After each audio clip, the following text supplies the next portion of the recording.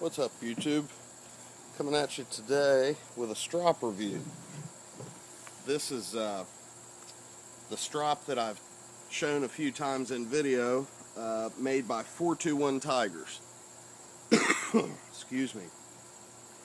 And guys, he's a young fella and he's doing some awesome woodwork. This Strop is just fantastic, and I wanted to use it quite a bit before I came with the full review, and I'm here to tell you it's fantastic. It's really nicely finished.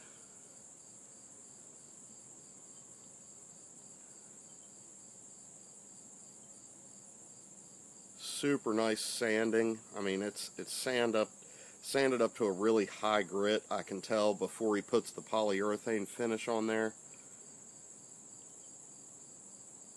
Just real smooth everywhere. Really pretty wood grain. His finish makes it really pop. It's just gorgeous, guys. Fits the hand well.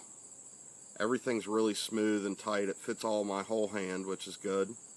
And the leather is extremely thick.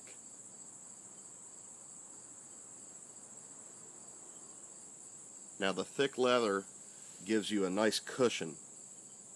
And what happens with really thin leather, which is what I've used in the past making my homemade strops, for the most part, it's too thin. It's got the wood behind it, so you end up with kind of a hard surface with not a lot of give.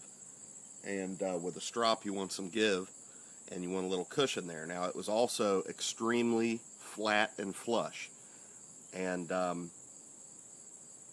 you know, I had to remove compound already once and reapply. So what you do is you take a Sharpie and you draw a grid on there.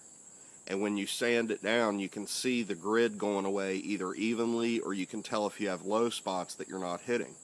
And when I sanded this down, guys, it was perfectly even. So I guess he's done that as well to get it nice and flush when he sent it to me. But just going to do a little demo here on it with a few different grinds, and just show you the versatility of it. Now, you could do just about any pocket knife with it, other than, say, like recurves and things that are hard to strop. But I wanted to demonstrate some fixed blades, which is what I'm more into most of the time. And this is my Enzo, which is a Scandi grind, which I've slightly convexed through sandpaper on top of Strop sharpening. So, you know, look at that width. It fits just right on there. Nice and light.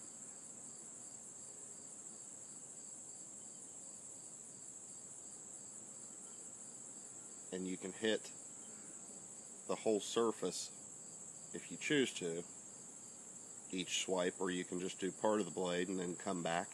This is fairly new compound, but you can already see some black. I don't know if you guys can see that or not, where I have used the new compound some.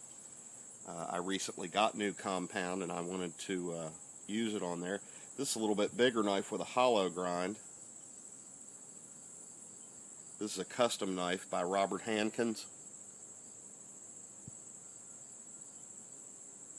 And it's a very lean grind at the edge. You can see where parts of the edge are thicker up here, then it gets real thin, and right here it's almost just a little too lean in the hollow grind right through there. If you can see that. I've sharpened this knife quite a bit on the V edge, so you can see where it's thinner here. That's what that is. It's too lean, and he went a little deep on the hollow grind there. But you can see this a little bit bigger knife, you can still hit this whole knife on there. And of course, like I said, you can just strop this portion and then move down and then hit the tip.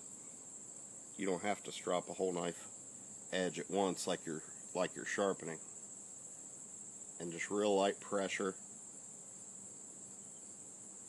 And I chose to go with green. This is green Bark River because it works really well for me on getting a mirror edge. If you've gone through the proper grit range or diamonds or paper or sandpaper or whatever you're doing, as long as you've got the majority of the scratches out and you've already finished to a pretty high finish, once you go to this green you can get a mirror edge.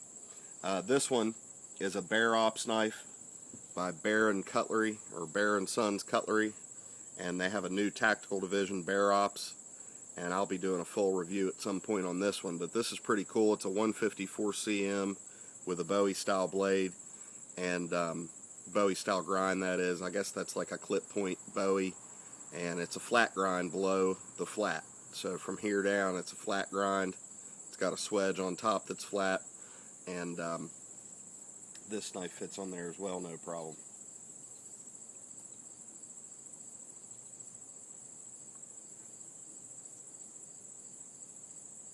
You can see some of that compound on the edge there where I'm still using this fresh compound, but it's on there nice and even.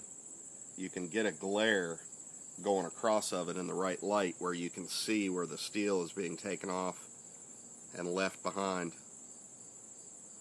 Hope you guys can make that out. But buddy, you've made a fantastic strop.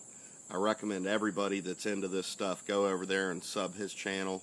Again, it's 421 Tigers, and he makes other things out of wood too. He's working on cabinets here and there and doing different stuff, and he's a young fella, guys, but I mean, outstanding work. You know, when I was his age, I was out goofing around. I wasn't making really nice work like this. Just beautiful from all angles. It was literally flawless when it got here. Like this mark right here is me. It was literally flawless. The finish was perfect on it, and like I said, it was extremely level, which leather is never level. You know, it's skin. So when you've got to work with it, you have to sand it down, and like I said, I assume he has sanded that down before he sent it out and got it really nice and even. He's also inlaid the leather, and if you know what I mean, he's cut down into the wood and then come across here to put the leather on. So it's in there nice and deep. It almost sits flush with the wood handle, but it's up just enough above the wood so that when I sanded it, I wasn't scratching and sanding the wood. But you can see I've got some compound on there too, here and there. And like I said, when it got here, it was actually flawless. But outstanding strop, outstanding young man, really nice quality work. And again, I highly recommend you guys get over there and check him out. And if you need a custom strop, hit him up and let him know. He's made some other ones that are really nice, and I think he's even putting numbers on them now. He's numbering which one's which, and guys, he's doing really nice work. So thanks again, buddy. I won this in your giveaway, and I sure love it. It'll be cherished and used a lot. So this will be the final edge, or the final process in my edge. And if anybody saw my cut demos the other day, cutting paper, finished both those blades on this right here. This was the final step. So thanks for watching. Get over there and sub 421 Tigers, and everybody have a great day.